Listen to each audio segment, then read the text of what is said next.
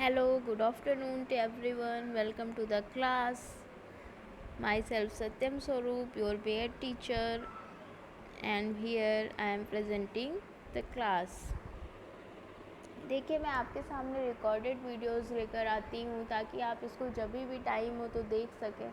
Class के time पर आप देखते हैं वो ज़रूरी है, लेकिन आप फर्दर भी जब इसको देखना चाहें, अगर कोई आपको डाउट क्रिएट होता है या नोट्स मेकिंग के लिए, तो आप इसको देख सकते हैं। इसलिए मैं रिकॉर्डेड वीडियो लेकर आती हूँ। अगर आप सभी कहेंगे तो मैं लाइव वीडियो भी लेकर आऊँगी, लेकिन मुझे ये लगता है कि ये कन्वीनियंट होगा आप सभी के लिए।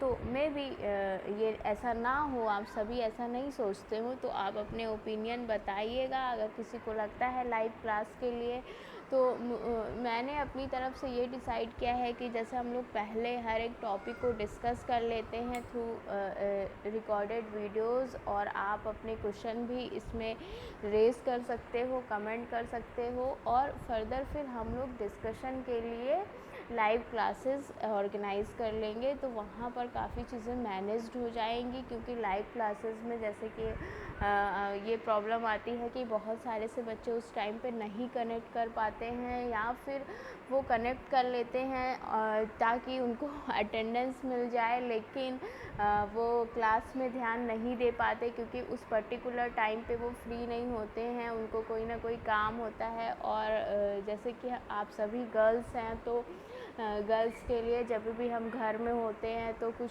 छोटे मोटे काम से लगे होते हैं, और ये बहुत प्रैक्टिकल प्रॉब्लम है, मैं भी इसको समझ सकती हूँ। तो इसलिए मैं आपके सामने रिकॉर्डेड वीडियो लेकर आती हूँ।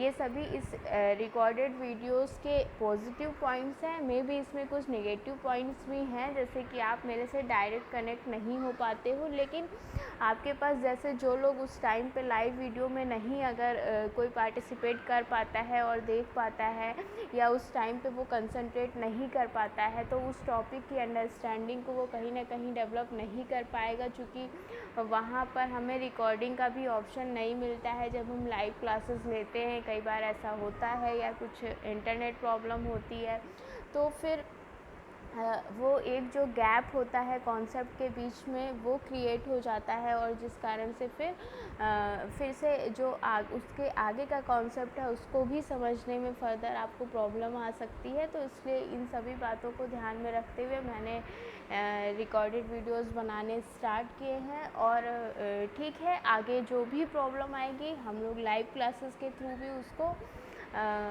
मैनेज कर लेंगे। और अभी देखिए कॉलेज में भी ऐसा है कि लाइव क्लासेस स्टार्ट की जानी है, तो उसके लिए थोड़ा सा मे बी टाइम लग सकता है, लेकिन वो प्रोसेस में है, और हम उसको अगर डेवलप कर लेते हैं तो फिर वो तो एक बहुत अच्छी चीज़ हो जाएगी।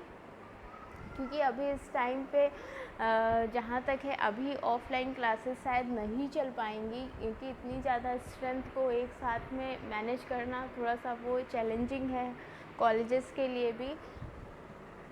तो होपफुली आप इन सभी बातों को समझ सकते हैं, और ज़्यादा से ज़्यादा फोकस्ड रहें अपनी पढ़ाई के लिए, मैं सभी से कहना चाहूँगी। क्योंकि देखिए बहुत सारी सी प्रॉब्लम्स आ रही है कुछ बच्चों को के साथ, है कि वो उस टाइम पे नहीं देख पाते। और जैसे मैंने अप्रैल में जो वीडियो शेयर किए थे या जो ऑडियो बनाया था उस टाइम पे, तो वो बच्चे अब देख रहे हैं सेकेंड सेमेस्टर की चीज़ें, और उसको अब पूछ रहे हैं। तो वो एक कितना लंबा गैप हो गया अप्रैल से और अभी के बीच, सितंबर आ गया, तो अब आप पूछ रहे हैं उन कॉन्सेप्ट्स को। तो कहीं ना कहीं है कि आप डिस्ट्रैक्टेड हैं बहुत ज़्यादा, और उस डिस्ट्रैक्शन के कारण आप क्लास पे फोकस नहीं कर पा रहे। जो आपने अपनी लाइफ का एम बनाया हुआ है, अगर आप उस पर फोकस नहीं करोगे तो फिर कैसी चीज़ें आगे कैसी होंगी, आपके लिए बहुत चैलेंजिंग हो जाएंगी। ये जो टाइम है इसको आपको बहुत अच्छे से यूज़ करना चाहिए सेल्फ स्टडी के लिए और अपने डाउट्स को क्लियर करने के लिए। टीचर आपके सामने ऑफलाइन प्रेजेंट नहीं है, लेकिन ऑनलाइन हम हमेशा प्रिपेयर होते हैं कि स्टूडेंट जब भी हमसे कनेक्ट करना चाहे और कोई क्वेरी करता है तो हम एक टाइम ड्यूरेशन में उसका रिप्लाई कर सकें और उसके क्वेश्चन को का आंसर कर सकें। तो इन सभी चीज़ों की हमारे साथ भी लिमिटेशंस है, लेकिन आपको भी इन सभी चीज़ों को समझना चाहिए। और होपफुली मैंने इतनी सारी जो बातें की उसको आप तक वो बातें पहुंच पाएंगी, तो अच्छा रहेगा। और आप भी अपनी बातें शेयर करिए। आप लोग ये सोचते हैं आपस में कि मतलब थोड़ा सा एक झिझक रहती है आपके बीच में, कि मेरे ऐसे करने से फिर दूसरा क्या सोचेगा। तो उस चीज़ को छोड़ दीजिए, क्योंकि जब भी आप ऑफलाइन में भी पूछते थे तो वो एक चीज़ होती है। आप अपनी प्रोग्रेस पर ध्यान दो, आपने क्या सीखा आप उस पर ध्यान दो, आप कल कहाँ थे और आज आप कहाँ हो और आप किस डायरेक्शन में जा रहे हो इस पर ध्यान दीजिए, ना कि इस पर कि दूसरा क्या कर रहा है और उसकी क्या एबिलिटीज़ हैं या डिसेबिलिटीज़ हैं, जो भी आप सोचते हैं। तो ऐसी मुझे कुछ प्रैक्टिकल प्रॉब्लम्स आ रही हैं, इसलिए मैं सभी बातें आपसे कह रही हूँ, नहीं तो मैं नहीं कहती हूँ। फिर भी आप इस पर अपना कमेंट करिएगा, इंडिविजुअल भी कमेंट कर सकते हो। और मतलब अगर आपको कुछ ऐसी अलग सी प्रॉब्लम है तो आप इंडिविजुअली भी बता सकते हो, मुझे व्हाट्सएप कर सकते हो। और नहीं तो फिर आप अगर कुछ ऐसी कंटेंट से रिलेटेड प्रॉब्लम है तो आप इसी वीडियो में कमेंट करिए। और मतलब अपनी चीज़ों को मतलब खुलिए, टीचर के साथ इंटरेक्ट करिए। इस तरीके से नहीं कि हम लाइव क्लासेस नहीं लेकर आए हैं तो हम फिर इंटरेक्शन नहीं कर सकते हैं, ये चीज़ नहीं है। मतलब आपको देखिए स्लाइड आ गई थी चेंज, तो आपको टॉपिक पता चल गया होगा कि आज मैं क्या पढ़ाने वाली हूँ आपको। चलिए अच्छा ठीक है। अभी तो मतलब ज़्यादा से ज़्यादा इंटरेक्ट करने की कोशिश करिए, हम सभी आपके लिए ही हैं और आप भी हमारे लिए हैं। आप हैं इसलिए हम हैं। तो बातें बहुत कर ली मैंने, अब चलिए शुरुआत करते हैं। और कैसे हैं आप सभी लोग, ये कमेंट बॉक्स में कमेंट करके प्लीज़ बताइएगा कि आप लोग वीडियोस पता नहीं देखते हो या नहीं देखते हो। इस पे भी मुझे कुछ डाउट्स है, कुछ स्टूडेंट्स नहीं देख पाते होंगे। हो सकता है कि उनके पास उस तरीके के रिसोर्सेज ना हो, लेकिन जब भी आपके पास रिसोर्स हो तो आप उस चीज़ को देखिए। तो देखिए आज हम स्टार्ट करने वाले हैं topic designing and developmental technology. अभी तक हमने CAI के विषय में देखा था, कंप्यूटर असिस्टेड इंस्ट्रक्शन, उसको हमने डिटेल में डिस्कस किया।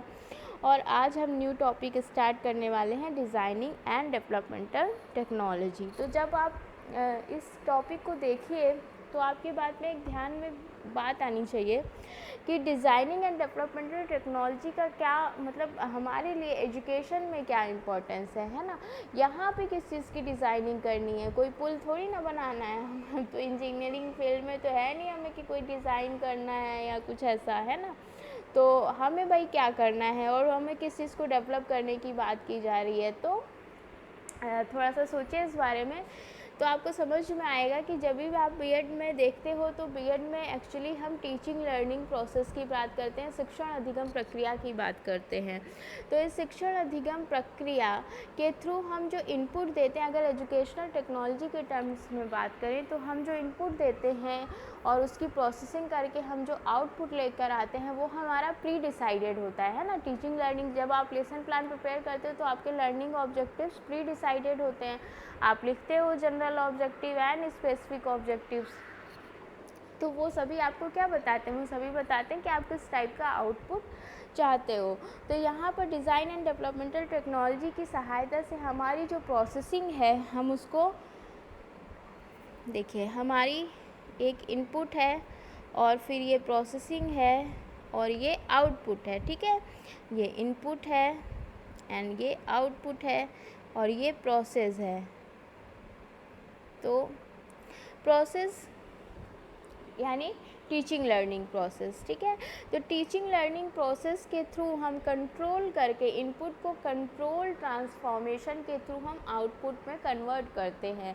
और ये आउटपुट होता है हमारा हमेशा बिहेवियरल आउटकम्स के टर्म्स में, ठीक है। हमेशा किस टर्म्स में होता है? बिहेवियरल आउटकम्स, अपेक्षित व्यवहारिक परिवर्तन। क्या हम व्यवहारिक परिवर्तन स्टूडेंट्स में लेकर आ रहे हैं? उन चीज़ों से ही शिक्षण अधिगम प्रक्रिया, इसी से तो व्यवहारिक परिवर्तन करने के लिए तो सारी चीज़ें की जाती है ना। तो वहाँ पर हमारा आउटपुट है। बिहेवियरल टर्म्स में हम अपने आउटपुट को देखते हैं, हम मेज़र करते हैं, हम कह सकते हैं। तो जो ये आपका टीचिंग लर्निंग प्रोसेस है, एक्चुअली उसी की बात है कि उसको हम कैसे कंट्रोल करते हैं, कैसे डिज़ाइन करते हैं एंड कैसे डेवलप करते हैं।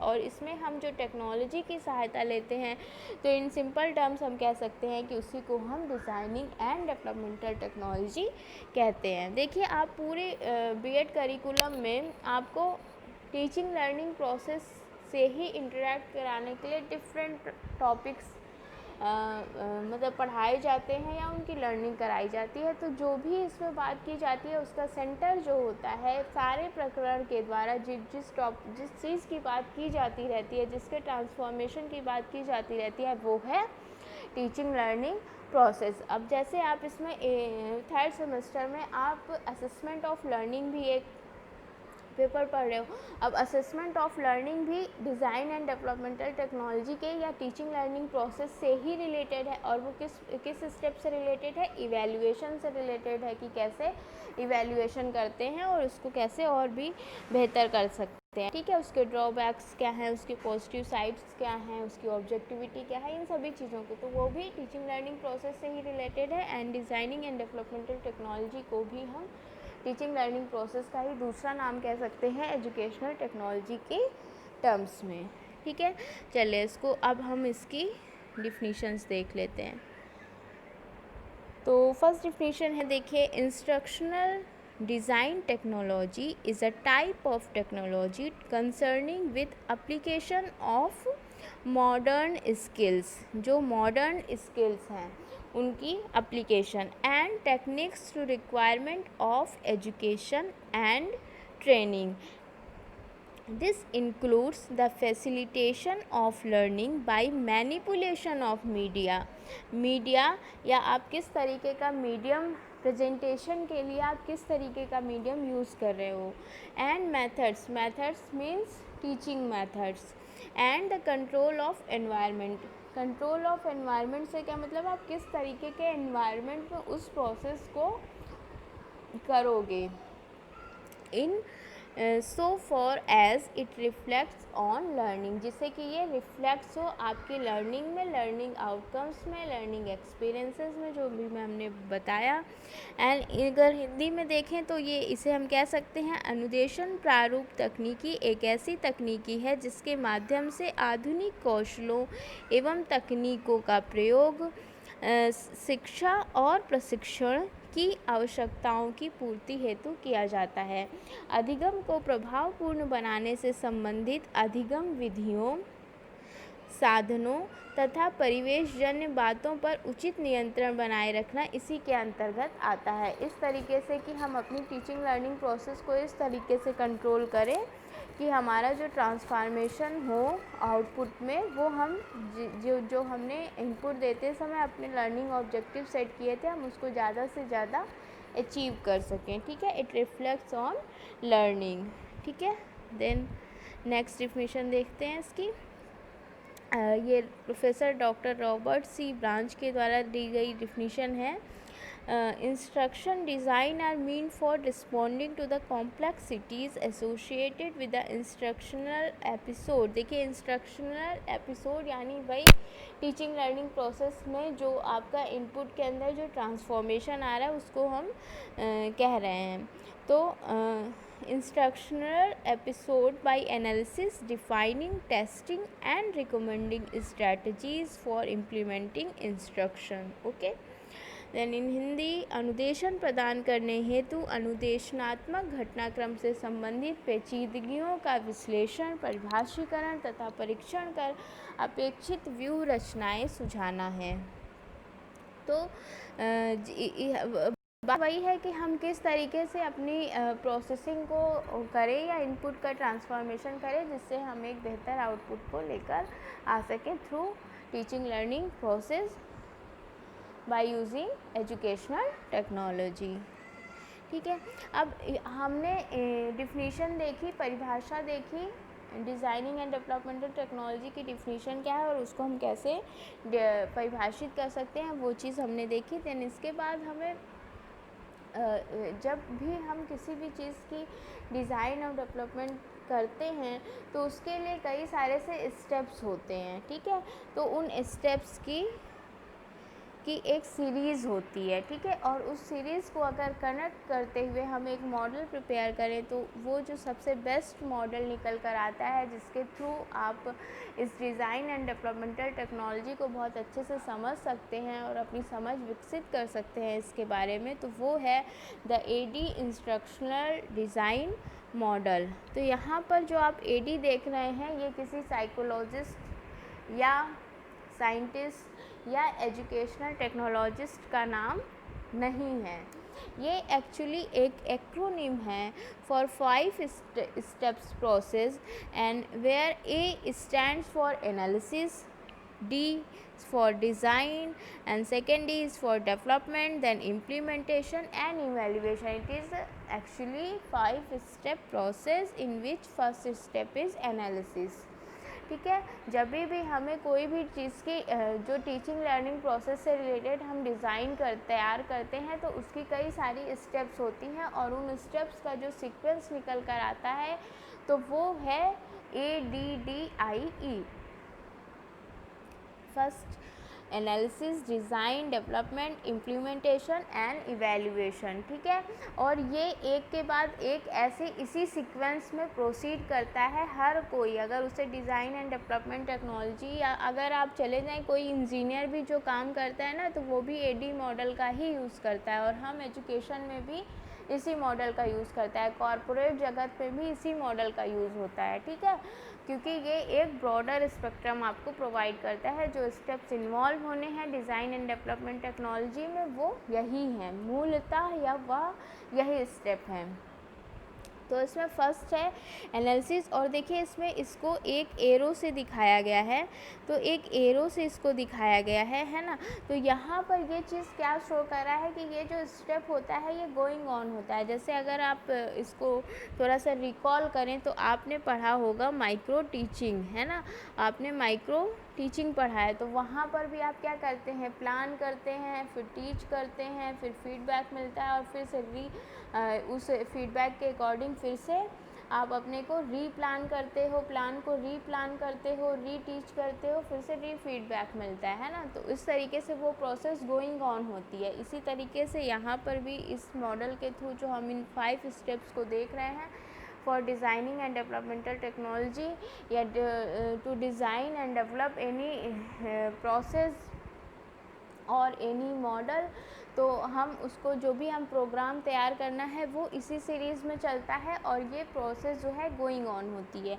ठीक है, ये प्रोसेस कंटिन्यूअस होती है, ये प्रोसेस चलती रहती है, ये प्रोसेस बीच में कहीं पर भी रुकती नहीं है, क्योंकि ये जो भी आउटपुट है आप उसको इनपुट करते हो, प्रोसेसिंग करते हो, आउटपुट आता है, आउटपुट का आप इवैल्यूएशन करते हो, उस इवैल्यूएशन के अकॉर्डिंग आप फर्दर फिर से आप री प्लान करते हो। कहने का मतलब है फिर से री एनालिसिस करते हो। फिर यहाँ पर क्या आ जाएगा, री एनालिसिस करोगे, री डिज़ाइन करोगे, री डेवलप करोगे, री इम्प्लीमेंटेशन करेंगे, और फिर री इवैल्यूएशन करोगे, फिर से सेम स्टेप फॉलो होगा।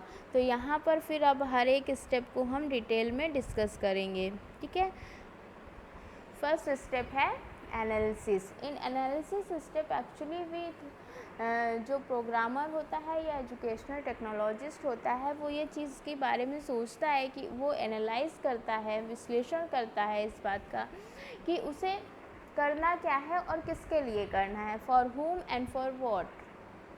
ठीक है, यानी कि यहाँ पर वो अपने सबसे पहले लर्नर के बारे में, ठीक है, लर्नर के बारे में वो डिसाइड करता है। जो अधिगम करता है उसके बारे में ज़्यादा से ज़्यादा जानकारियाँ इकट्ठा करता है। तो जानकारियों को कैसे इकट्ठा करेगा, वो इस तरीके से कि उसे किस एज के किस एज के अधिगमकर्ता के लिए या लर्नर के लिए डिज़ाइन तैयार करना है, तो इसकी वो एनालिसिस करेगा और एनालिसिस करने के बाद वो डिसाइड करेगा कि वो किस एज के लिए जो है वो अपने डिज़ाइन को प्रिपेयर करने वाला है। ये क्यों महत्वपूर्ण है? सबसे इम्पॉर्टेंट स्टेप, इनिशियल स्टेप है जो कि एनालिसिस है, वो इसलिए है क्योंकि यही जो है वो इनिशिएट कर रहा है और इसी के अकॉर्डिंग आगे आप सारी चीज़ें फर्दर प्रोसीड करेंगी।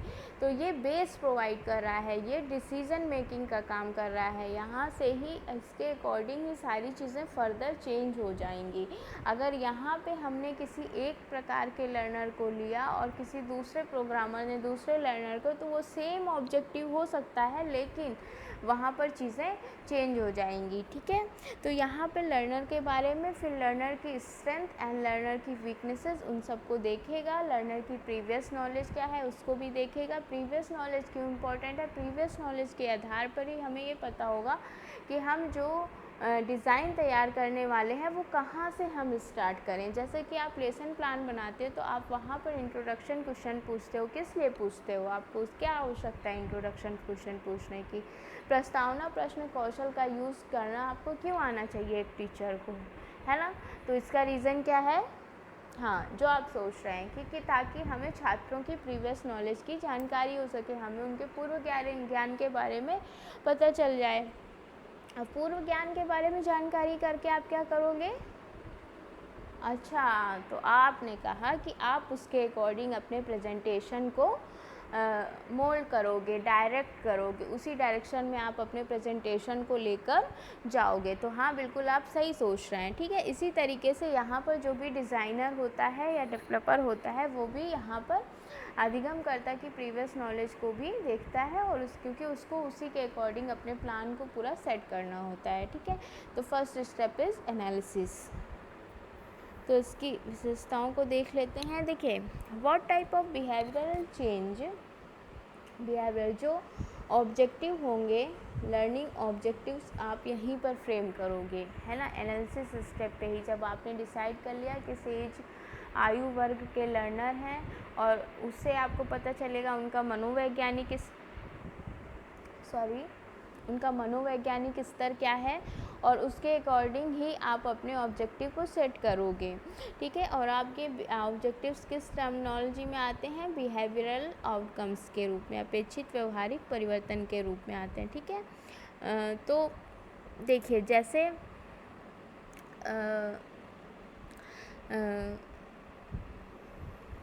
देखिए, जैसे आप किसी यूनिट को, अगर हम कोई फिज़िकल क्वांटिटी है उसकी यूनिट को हम कैसे मेज़र करते हैं?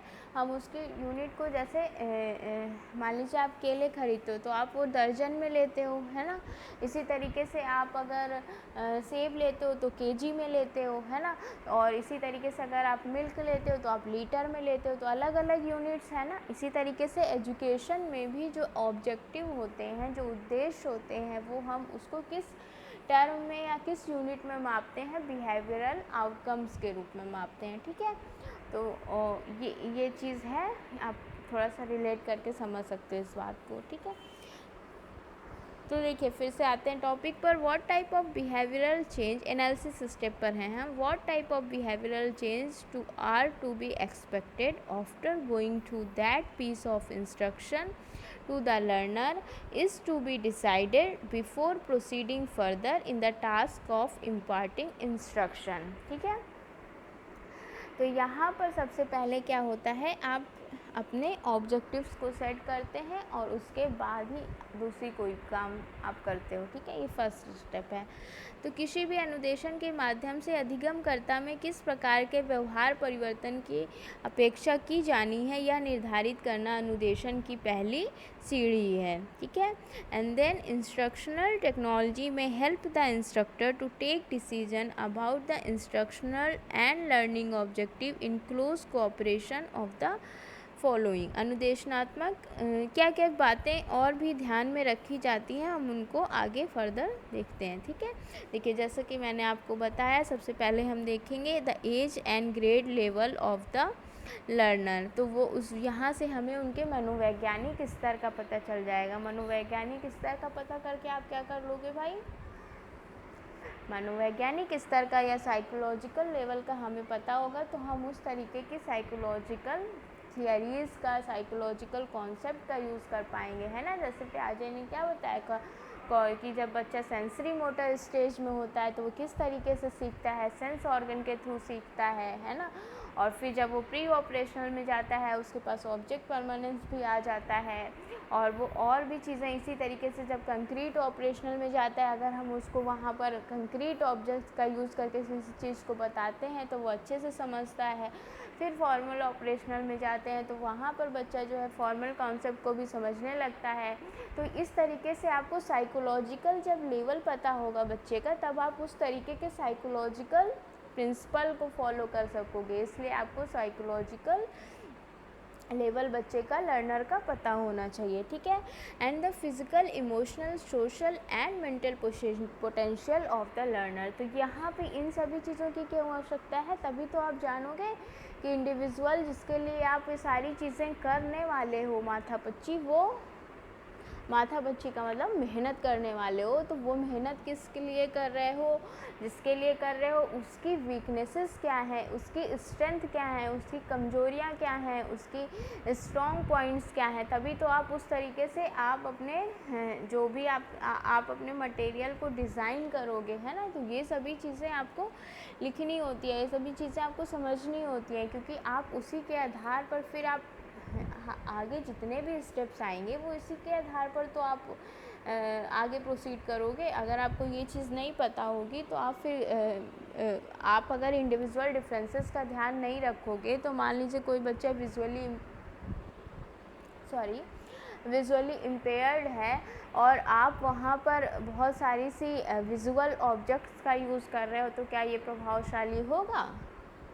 ये तो बच्चे तक आप कनेक्ट ही नहीं कर पाओगे, आप तो कम्युनिकेट ही नहीं कर पाओगे। इसलिए आपको आप जिस एज के लर्नर के लिए या जिस प्रकार के भी लर्नर के लिए आप अपनी डिज़ाइन तैयार करने वाले हो, प्रोग्राम को डेवलप करने वाले हो, उसकी हर एक विशेषता का आपको पता होना चाहिए। Positive side as well as negative side का आपको पता होना चाहिए। फिर जैसे हमने डिस्कस किया, the previous experiences of the learner related to the subject and topic. तो ये भी आपको प्रीवियस नॉलेज पता होनी चाहिए, ताकि आप उसके वहाँ से आपको कहाँ तक सीढ़ी बनी हुई है और कहाँ से आगे आपको सीढ़ी बनानी है, किस स्टेप से शुरुआत करनी है, वो आपको प्रीवियस नॉलेज के आधार पर ही पता चलता है, ठीक है। And the main material resources available for importing instruction. और फिर आप अपने रिसोर्सेज को देखोगे। आपको पता है दो प्रकार के रिसोर्सेज होते हैं, human resources and material resources. Material resources भी आप देखोगे आपके पास क्या क्या चीज़ें अवेलेबल है और आपको किन किन चीज़ों की फर्दर आवश्यकता पड़ सकती है, क्या क्या ह्यूमन रिसोर्सेज हैं आपके पास और आप उनको कैसे यूज़ करने वाले हो। तो वो सभी चीज़ें जब आप एनालिसिस स्टेप पे तय कर लेते हो और उसके अकॉर्डिंग ही आप फर्दर सेकेंड स्टेप पर प्रोसीड करते हो, ठीक है। Then the second step is design. Design तैयार करना है। डिज़ाइन का क्या मतलब है, यहाँ पे थोड़ा सा सोचिए। देखें, एक्चुअली डिज़ाइन का मतलब है यहाँ पे जो आपका अधिगम करता है ना, तो आपने उसके बारे में तो सारी जानकारियाँ इकट्ठा कर ली एनालिसिस स्टेप पे, लेकिन अब जब आपने उन जानकारियों का यूज़ कैसे करना है, उन जानकारियों का यूज़ आपको डिज़ाइन प्रिपेयर करने में करना है ना। आपको पता है कि आपके लर्नर को चलना आता है, तो आप उस तरीके का डिज़ाइन तैयार करोगे। आपको पता है आपका लर्नर चल नहीं पाता, तो आप उस तरीके की डिज़ाइन तैयार करोगे ना, उस तरीके का रिसोर्सेज लेकर आओगे ना उसके समक्ष। उसको सिखाना तो है, आपको लर्निंग तो प्रोवाइड करनी है, तो उस तरीके के रिसोर्सेज हम यूज़ करते हैं या उस तरीके के डिज़ाइन का हम यूज़ करते हैं जिससे कि हम लर्नर से कनेक्ट हो जाएं। तो यहाँ पे डिज़ाइन से एक्चुअली ये मतलब है कि हम किस डायरेक्शन में प्रोसीड करें, है ना। हम किस तरीके से अपने जो इन जानकारियाँ हैं, हम जो हमारा जो मटेरियल हम यूज़ करने वाले हैं ना, हम जो बिहेवियरल चेंज लेकर आने वाले हैं वो कैसे लेकर आएंगे। हम इंस्ट्रक्शनल मटेरियल के थ्रू लेकर आएंगे। लेकिन इस इंस्ट्रक्शनल मटेरियल को प्रिपेयर करते समय आपका डायरेक्शन क्या होना चाहिए, तो वहाँ यहाँ पे डिसीजन मेकिंग यहाँ पर होती है डिज़ाइन स्टेप पे, ठीक है। तो अब इसको देख लीजिए। इन view of the stipulated instructional objective what type of learning experiences should be learning experiences, किस तरीके का अधिगम अनुभव आप उनको प्रोवाइड करने वाले हो, किनको, लर्नर को। Should be provided to the learner need to be decided at this stage. For this purpose the instructor select the teaching learning experiences, teaching learning experiences को वो सेलेक्ट करता है किस तरीके का अनुभव मैं देने वाला हूँ। जैसे आप इसको थोड़ा सा रिलेट करिएगा लेसन प्लानिंग के प्रेजेंटेशन स्टेप से ही आप देखिए अलग अलग टीचर अलग अलग तरीके से प्रेजेंट करता है, सेम मटेरियल को भी हम अलग अलग तरीके से प्रेजेंट करते हैं, है ना। तो वही, क्योंकि वो हम हर एक टीचर अलग अलग लर्निंग एक्सपीरियंस प्रोवाइड करता है ना। तो यहाँ पर इस चीज़ का डिसीजन कि हमें किस तरीके का लर्निंग एक्सपीरियंस प्रोवाइड करना है, उसका डिसीजन डिज़ाइन स्टेप पर ही होता है और उसी के अकॉर्डिंग तो आप डिज़ाइन तैयार करोगे। जैसे आप अगर आपने कोई ज़मीन खरीदी और आप इंजीनियर को ये बताओगे कि इस डिज़ाइन यहाँ मुझे घर बनवाना है और फिर आप इसका डिज़ाइन तैयार करके दो, तो आपको वो जो सिविल इंजीनियर होगा वो आपको मैप तैयार करके देगा। लेकिन वो आपसे पूछेगा ना कि भाई आपको किस तरीके का घर चाहिए, आपको इसमें कमरे ज़्यादा चाहिए या हवादार चाहिए, मतलब बहुत सारे से विंडोज़ वगैरह चाहिए, या आपकी केवल क्या मतलब आपकी रिक्वायरमेंट क्या है, लॉन होना चाहिए सामने या केवल आपको मतलब बस कमरा होना चाहिए, या किस तरीके की जो भी चीज़ें हैं वो आप अपने हिसाब से आप उसको बताओगे ना कि आपका क्या, आप किन चीज़ों की आप पॉसिबिलिटी देखते हो और किस तरीके से आप उसको बनाना चाहते हो, तो उसके अकॉर्डिंग वो डिज़ाइन तैयार करेगा ना। आप जो उसको रिक्वायरमेंट दोगे उसके अकॉर्डिंग वो डिज़ाइन तैयार करेगा। इसी तरीके से हम किस तरीके का लर्निंग एक्सपीरियंस लर्नर को प्रोवाइड करने वाले हैं उसका डिसीजन इस स्टेप पे होता है, जिससे कि हम डिज़ाइन तैयार करें उस लर्निंग एक्सपीरियंस के बेस पर, ठीक है। And then organize and integrate them properly for utilizing in the course of instruction. इस चरण में यह निर्धारित या तय करना होता है कि निर्धारित अनुदेशनात्मक उद्देश्यों की प्राप्ति के लिए किस प्रकार की अनुदेशनात्मक सामग्री का चयन किया जाए, यानी कि जो डिज़ाइन स्टेप होता है वहाँ पर मटेरियल जो आपको प्रिपेयर करना है उसका सिलेक्शन किया जाता है, ठीक है, ताकि विद्यार्थियों में अपेक्षित व्यवहार परिवर्तन का कार्य संपन्न हो सके। ठीक है जी, चलिए next. The instructional material is then divided into properly related and sequenced unit. अब आपने जब डिज़ाइन तैयार कर लिया फिर आप उसको सीक्वेंस में लगाओगे ना, है ना। जैसे बिल्डिंग ब्लॉक्स होते हैं तो वो बिल्डिंग ब्लॉक जो छोटे बच्चे खेलते हैं उसको हम डिज़ाइन तैयार कर लिया, फिर उसको ऑर्गेनाइज़ करते हैं ना, किस तरीके से हम उसको प्रेजेंट करने वाले हैं। जैसे आप लेसन प्लान के हर एक स्टेप के बारे में सोच लेते हो और फिर उसको आप कैसे करते हो, ऑर्गेनाइज़ करते हो। ऑर्गेनाइज़ कैसे करते हो, कौन सा स्टेप पहले आएगा कौन सा बाद में आएगा। अगर सबसे पहले आप रिकैप्चुलेशन या पुनरावृत्ति प्रश्न पूछने लगो तो ऐसा पॉसिबल हो पाएगा, पॉसिबल हो जाएगा लेकिन वो उतना उद्देश्यपूर्ण नहीं हो पाएगा, है ना। वो आपके उद्देश्यों की पूर्ति नहीं कर पाएगा और ये ऑर्गेनाइज्ड और सीक्वेंस नहीं होगा। तो इसलिए आपने जो डिज़ाइन तैयार किया है उसको आप ऑर्गेनाइज और सीक्वेंस करते हैं और इसके लिए आप शिक्षण सूत्रों का या टीचिंग मैक्सिम्स का यूज़ करते हैं। तो आपने जैसे पढ़ा होगा simple to complex, specific to general, theory to practice या कॉन्क्रीट टू ऑब्स्ट्रैक्ट, बहुत सारे से टीचिंग मैक्सिम्स हैं, शिक्षण सूत्र हैं, उनकी सहायता से हम क्या करते हैं अपने डिज़ाइन को सीक्वेंस और ऑर्गेनाइज करते हैं। ठीक है, तो यहाँ पर इस स्टेप पर, सेकेंड स्टेप पे हम क्या करते हैं, मटेरियल का चयन करते हैं और उसको ऑर्गेनाइज करते हैं और सीक्वेंस करते हैं और उसको करने के लिए हम क्या करते हैं, शिक्षण सूत्रों का यूज़ करते हैं।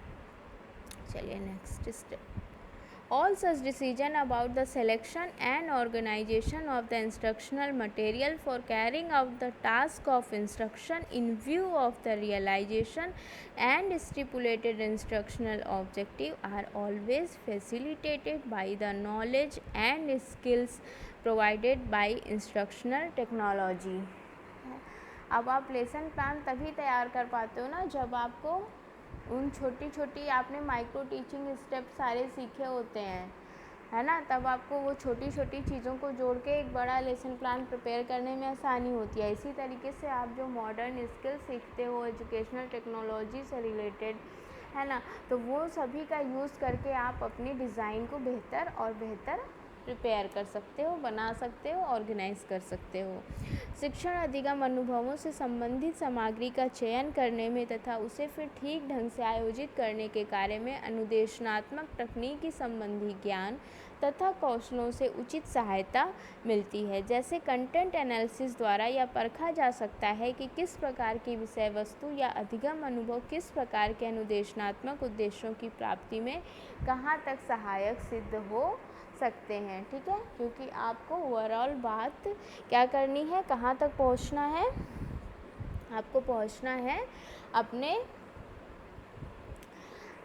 गोल्स तक, और आपका गोल्स क्या है, आउटपुट बिहेवियरल टर्म्स में। ठीक है, in the case of auto instruction like programmed instruction, computer assisted instruction and teaching machines, instructional material is well available in the form of well arranged sequence form suiting the abilities, need and requirement of the learner for learning at their own pace, जिसे बच्चा अपनी स्वगति से सीख सके।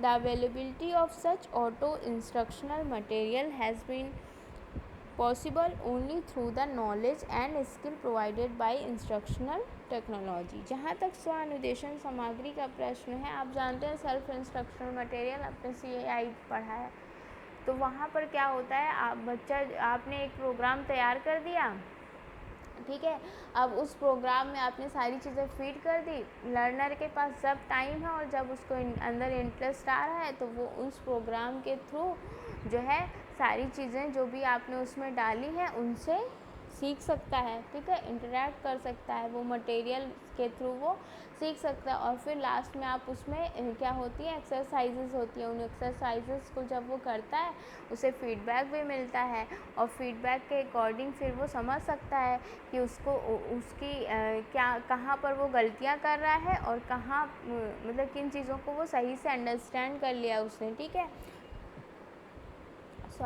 तो यहाँ पर उसको ये चीज़ जो है टीचर नहीं इन्वॉल्व होता उसमें, या प्रोग्रामर नहीं इन्वॉल्व होता, वो प्रोग्राम के थ्रू डायरेक्ट सीखता है, ऑटो इंस्ट्रक्शन उसको मिलता रहता है ना। तो यहाँ पे और आपने देखा जब हम पढ़ रहे थे एडवांटेजेस ऑफ CAI, तो एडवांटेजेस ऑफ CAI में देखा आपने कि ऑटो रिकॉर्डिंग होती रहती है, जो भी ये प्रोग्राम डिज़ाइन किए जाते हैं उनकी ऑटो रिकॉर्डिंग होती रहती है। तो इन ऑटो रिकॉर्डिंग का लर्नर भी यूज़ कर सकता है यह जानने के लिए कि उसकी क्या स्ट्रेंथ एंड वीकनेसेस है, एंड टीचर या प्रोग्रामर उसको इस तरीके से यूज़ कर सकता है कि जो मैंने प्रोग्राम तैयार किया है वो कितना सक्सेसफुल है और कहाँ पर इसमें और ज़्यादा चेंजेस करने की ज़रूरत है, जिससे कि ये और ज़्यादा लर्नर सेंट्रिक हो जाए और लर्निंग एक्सपीरियंस प्रोवाइड कर सके।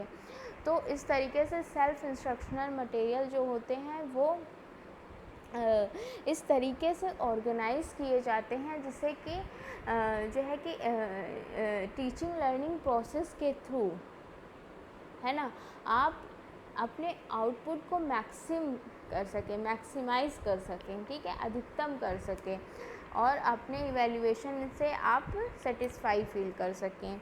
तो ये सभी चीज़ें आपको इसी स्टेप पे समझ में आती हैं, क्योंकि यह है डिज़ाइनिंग स्टेप और ये बहुत महत्वपूर्ण है, क्योंकि आप यहाँ पर जिस टाइप का मटेरियल देने वाले हो, क्वालिटी रखने वाले हो अपने मटेरियल की, वो इसी स्टेप पे एक्चुअली डिसाइड हो रहा है। ठीक है, देन नेक्स्ट स्टेप है स्टेप 3, दैट इज़ डेवलपमेंट। तो डेवलपमेंट किस चीज़ का करता है, देखिए कंफ्यूज नहीं होइएगा कि डेवलपमेंट क्या करना है। आपने एक डिज़ाइन तैयार कर ली है, वो आपने अभी डेवलप नहीं किया, जस्ट उसको आपने तैयार किया है। जैसे जो इंजीनियर होता है वो एक डिज़ाइन तैयार करके उस घर की आपको देता है, और उस डिज़ाइन के अकॉर्डिंग फिर आप डेवलप करते हो ना उस चीज़ को। तो वो डिज़ाइन एक्चुअली वो होती है पेपर पर, और फिर आप उसको डेवलप करते हो। तो जो इंस्ट्रक्टर है या जो एजुकेशनल टेक्नोलॉजिस्ट है, वो उसने एक डिज़ाइन तैयार कर ली है कि वो किन चीज़ों का चुनाव उसको करना है और किस तरीके से वो सारी चीज़ें फ्रेम करनी है। वो उसने डिसीज़न ले लिया, डिज़ाइन तैयार कर लिया, लेकिन अब उसको डेवलप करना है। ठीक है, तो डिज़ाइन एंड डेवलप से मतलब कंफ्यूज मत होइएगा। ठीक है, तो यहाँ पे इन डेवलपमेंट स्टेप सबसे पहले तो आपने लर्नर के बारे में एनालाइज़ किया था पहले भी, लेकिन यहाँ पर फिर आप उस पर और इम्फेसिस देते हो, और आप ये भी देखते हो कि लर्नर की जो वीकनेसेस हैं उसके अकॉर्डिंग कैसे इसको डेवलप किया जाए, कि वीकनेसेस को कम करके हम स्ट्रेंथ पे फोकस कर सकें। ठीक है, जैसे अगर आपको कोई बच्चा है जो करके सीखता है ना, जब तो उसको आपको इस तरीके का एक्सपीरियंस प्रोवाइड करना पड़ेगा ना सिखाने के लिए, जिससे कि वो ज़्यादा से ज़्यादा डूइंग हो सके उसकी, वो ज़्यादा से ज़्यादा काम को इंटरैक्ट करके या करके सीखे, है ना, लर्निंग बाय डूइंग करके सीखे। तो आपको अपने प्रोग्राम को फिर उसी तरीके से डेवलप करना होगा। ठीक है, आपने डिज़ाइन तो तैयार कर लिया, लेकिन जब आप उसको डेवलप कर रहे हो तो आपको उसको इस तरीके से डेवलप करना होगा जिससे कि आपकी वो लर्नर की नीड को और लर्नर के इंटरेस्ट को ध्यान में रखते हुए आपको उसको विकसित करना होगा, डेवलप करना होगा। ठीक है, चलिए। In this step the teacher select and make use of appropriate media। तो आप किस मीडियम का, जैसे अगर कोई विजुअली इम्पेयर्ड बच्चा है तो उसके लिए आप किस तरीके के मटेरियल का यूज़ करोगे, है ना। अगर कोई बच्चा है जो कि सुन के समझता है तो उसके लिए आप ऑडियो वगैरह का यूज़ करोगे, साउंड को अपने साउंड पे ज़्यादा फोकस रखोगे, है ना। तो इस तरीके की चीज़ें हैं कि आप किस तरीके के मीडियम का यूज़ करके क्लास में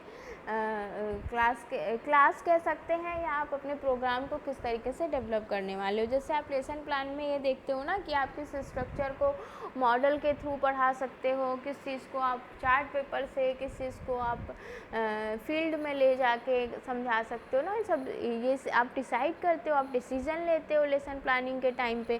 तो ये सभी वही चीज़ें हैं। ठीक है, बस उसी का एडवांस उसमें टेक्नोलॉजी मिक्स हो गई है। ठीक है, और वो रिलेट हो गया है एजुकेशनल टेक्नोलॉजी से, तो थोड़ा सा वो अलग है, एडवांस है, लेकिन बात सारी टीचिंग लर्निंग प्रोसेस से ही रिलेटेड है। तो in this step the teacher select and make use of appropriate media and methods का मतलब है जो टीचिंग मेथड्स होते हैं। ठीक है, for carrying out the teaching learning process for this purpose it brings into light the following fact. इस चरण में अध्यापक के द्वारा उपयुक्त शिक्षण विधियों तथा माध्यम का चुनाव किया जाता है। देखिए, अलग अलग शिक्षण विधियाँ भी, आप किस तरीके का टॉपिक ले रहे हो, किस तरीके के लर्नर को टीच करने वाले हो, किस प्रकार के लर्नर के लिए प्रोग्राम तैयार करने वाले हो, उसके अकॉर्डिंग आप अपने मीडियम को यूज़ करते हो। उसी तरीके से आप अपने मतलब आप किस तरीके से, जैसा अगर आपको बहुत सारी ज़्यादा थिंक करने वाली चीज़ है तो आप ब्रेन स्टॉर्मिंग का मेथड का यूज़ करोगे। अगर इसी तरीके से आप प्रोजेक्ट मेथड का यूज़ करते हो, जो लर्नर जो करके सीखते हैं तो उनको आप प्रोजेक्ट मेथड के थ्रू। तो इसी तरीके से हम ऑनलाइन भी प्रोजेक्ट दे सकते हैं, और हम इन टेक्नोलॉजी का भी यूज़ करके हम प्रोजेक्ट बहुत सारे से प्रोग्राम्स में इस तरीके से डिज़ाइन कर सकते हैं कि वहाँ पर जो है कि वो टेक्नोलॉजी की सहायता से बच्चा सीखे। ठीक है, next. There are varieties of media and methods available for imparting instruction. No single media or method is suitable for all type of instruction or a particular type of instruction. In all teaching learning situation, teacher has to take proper decision about the selection of a particular media। ठीक है, proper decision लेना ज़रूरी है about the selection of particular media and methods or a combination of media and methods depending upon the nature of the piece of instruction and resources and environment available in a particular teaching learning situation। तो कोई भी एक विधि, तकनीक तथा माध्यम सभी प्रकार के अनुदेशन या किसी भी प्रकार के विशेष अनुदेशन के लिए सभी परिस्थितियों में उपयुक्त नहीं ठहराई जा सकती। जिस तरह का अनुदेशन देना होता है और जिस तरह की शिक्षण अधिगम परिस्थितियाँ उपलब्ध होती हैं, उसी को ध्यान में रखते हुए शिक्षक को किसी एक या अनेक अनुदेशन, तकनीक, विधि या माध्यमों का अपनी अपनी प्रकृति और सामर्थ्य के अनुसार चयन करना होता है। ठीक है, ये बात तो बिल्कुल आपको समझ में आ गई होगी। देन फोर्थ स्टेप है इम्प्लीमेंटेशन। अब आप जब आपने सारी डिज़ाइन तैयार कर ली, उसको डेवलप भी कर लिया, अब उसको आपने सब समझ लिया, अब उसको आपने लेसन प्लान प्रिपेयर कर लिया है। देखिए, मैं लेसन प्लान का एग्जांपल इसलिए बार बार देती हूँ क्योंकि आप उससे बहुत अच्छी तरीके से वाकिफ़ हैं और आप उसकी जानकारी रखते हैं, तो आप रिलेट कर सकें इस टॉपिक को और ये टॉपिक आपको बहुत नया ना लगे। ठीक है, तो इम्प्लीमेंटेशन या क्रियान्वयन चरण है, ये फोर्थ स्टेप है। यहाँ पे आपने जो भी चीज़ें डिसाइड की है, अब एक्चुअली आप उसको उस पर वर्क करने का आगे, अब आप प्रैक्टिकल सिचुएशन में जाने वाले हो और अब आपको प्रैक्टिकल चैलेंजेस मिलेंगे। अब आप अभी तक आप जो कर रहे थे वो मतलब वन वे था, अब आप टू वे होने वाले हो। अब आपको समझ में आएगा कि दूसरी तरफ से भी क्या प्रॉब्लम्स आ रही हैं। तो यहाँ पर implementation step is the most important step. In this step, teacher get conscious or aware of the needs, selection and organization of a suitable instructional environment. It clearly emphasizes that a particular type of environment is essential for carrying out particular type of instruction, and it then helps the teacher as well as learner for the organization of that type of instructional environment। देखिए, यहाँ पर जो implementation तभी अच्छा हो पाएगा जब आपका एनवायरनमेंट अच्छा हो। और एनवायरनमेंट का मतलब है कि आप किस मीडियम का यूज़ करके, किस टीचिंग मेथड्स का यूज़ करके अपने प्रोग्राम को डेवलप कर रहे हो, है ना। तो वही वो सारी चीज़ें ही तो एनवायरनमेंट क्रिएट कर रही हैं। बच्चे सीख पाएगा या नहीं सीख पाएगा, ऑब्जेक्टिव्स को वो मतलब कितना वो उन चीज़ों से जो आपने चीज़ें डेवलप की हैं उनसे कितना कनेक्ट कर पाएगा। तो ये एनवायरनमेंट से ही मतलब है। जैसे आपके कोई अगर विजुअली इम्पेयर्ड है और आप वहाँ पर अगर विजुअल चीज़ों का यूज़ कर रहे हो तो वो कनेक्ट नहीं हो पाएगा, वो उसे एनवायरनमेंट नहीं प्रोवाइड कर पाएगा। जबकि वहीं जिस बच्चे को विजुअली इम्पेयर्ड नहीं है और वो बिल्कुल नॉर्मल है, नॉर्मल कहने का मतलब है कि उसे इस तरीके की कोई प्रॉब्लम नहीं है, तो वहाँ पर क्या होगा, बच्चा उससे कम्युनिकेट कर पाएगा, रिलेट कर पाएगा और वो चीज़ उसको पॉजिटिव एनवायरनमेंट प्रोवाइड कर पाएगी। जबकि आप वही चीज़ अगर विजुअली इम्पेयर्ड को दोगे तो वो उससे नहीं रिलेट कर पाएगा, वो उसके लिए निगेटिव एनवायरनमेंट होगा, है ना, क्योंकि वो उसमें सीख नहीं पाएगा, लर्निंग एक्सपीरियंस गेन नहीं कर पाएगा। तो इस तरीके से आपको इस स्टेप पे जो होता है वो एक एनवायरनमेंट किस तरीके से तैयार करना है उस पर बहुत फोकस होता है और ये बहुत इम्पॉर्टेंट है। ठीक है, अनुदेशनात्मक उद्देश्यों की प्राप्ति में उचित परिस्थितियों एवं वातावरण का महत्वपूर्ण योगदान रहता है, क्योंकि उन्हीं की अपेक्षित सहयोग से अनुदेशन कार्य विधिवत सही मार्ग पर चलता रहता है। इस चरण में शिक्षक शिक्षण अधिगम परिस्थितियों एवं वातावरण के उचित आयोजन की ओर उन्मुख रहता है, ताकि वह निर्धारित किए गए अपेक्षित अनुदेशनात्मक उद्देश्यों की ठीक ढंग से प्राप्ति कर सके। ठीक है जी, चलिए नेक्स्ट है and the last step is evaluation, मूल्यांकन। अब आप सभी जानते हैं जो टीचिंग लर्निंग प्रोसेस है उसका सबसे मोस्ट इम्पॉर्टेंट स्टेप होता है इवैल्यूएशन। तो इसी तरीके से डिज़ाइन एंड डेवलपमेंट टेक्नोलॉजी, तो गुरुजी ने जो बनाया वो कितना उसमें सक्सेसफुल रहे, है ना।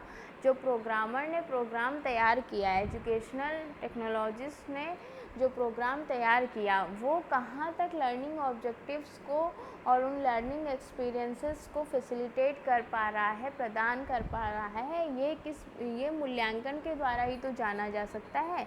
अगर हम किसी चीज़ का मूल्यांकन नहीं करते तो उसकी हमें कीमत नहीं पता चलती है।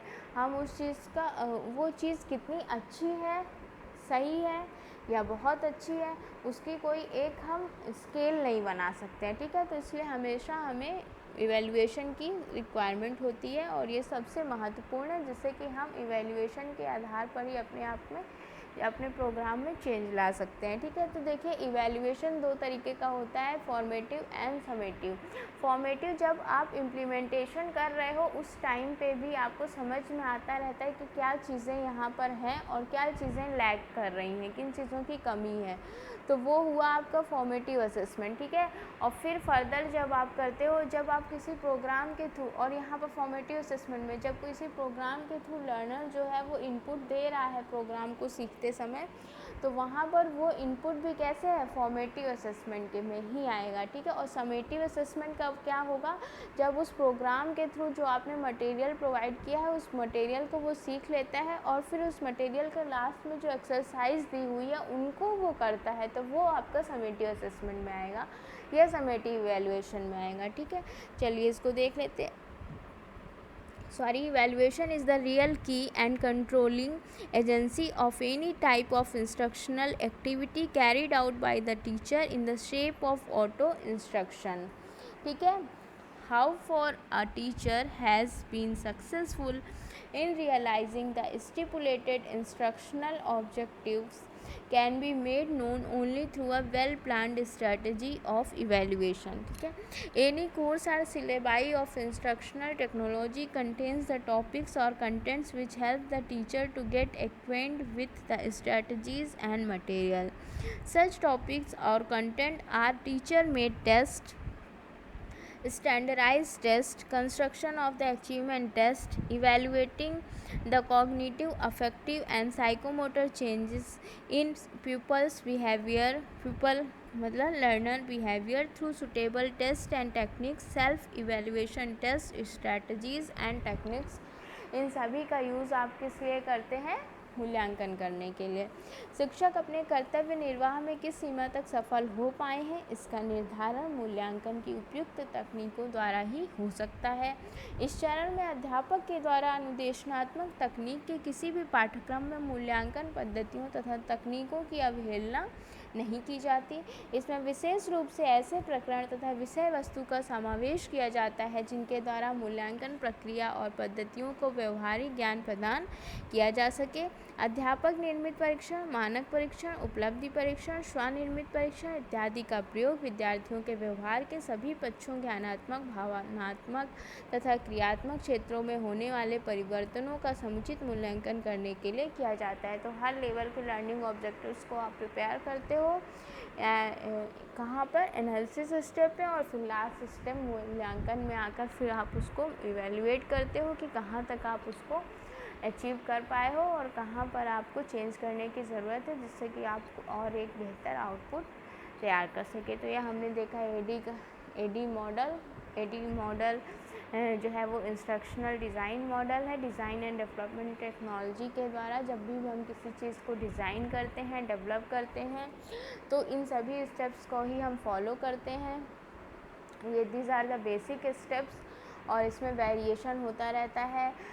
वो आप अपने हिसाब से कर सकते हो और किस तरीके की फील्ड का में हो आप उसके आधार पर भी इस चीज़ को अपनी तरीके से ऑर्गेनाइज़ कर सकते हो या चेंज कर सकते हो। तो ये हमने देखा और डिज़ाइन एंड डेवलपमेंट टेक्नोलॉजी की बात की। अब सभी लोगों को समझ में आया होगा, नहीं आया होगा, दोबारा से देखेंगे वीडियो को, समझने का प्रयास करेंगे, फिर भी नहीं समझ में आता है तो मुझसे पूछेंगे और कमेंट बॉक्स में कमेंट करके बताएंगे कि उनको वीडियो कैसा लगा और उन्हें समझने में कहाँ पर प्रॉब्लम आ रही है, किन चीज़ों को और अच्छे से समझाने की ज़रूरत है। और यहाँ पर देखिए एक चीज़ ये भी है कि आप लोग क्या करते हो कि मतलब यहाँ पर वीडियोस पहले तो आप देखते नहीं हो, बहुत सारे से लोग हैं आप में से जो वीडियोस नहीं देख रहे हैं। और तो इस बारी आपको क्या करना है, आपको वीडियो के नीचे जाके कमेंट करना है, अपना नाम लिखना है और रोल नंबर लिखना है। ठीक है, तभी आपकी अटेंडेंस लगेगी क्लास में। और तो इसलिए हम कर रहे हैं इसको, ताकि आप अपनी अटेंडेंस दो, और आप अटेंडेंस से भी दे रहे कि आप इन चीज़ों को समझ रहे हो या नहीं समझ रहे हो, आप मेरे से टच में हो या नहीं हो। क्योंकि बहुत सारे से बच्चे अभी ऐसे भी आ रहे हैं जो बोल रहे हैं कि मैम हम तो आपसे इतने दिनों से टच में ही नहीं है।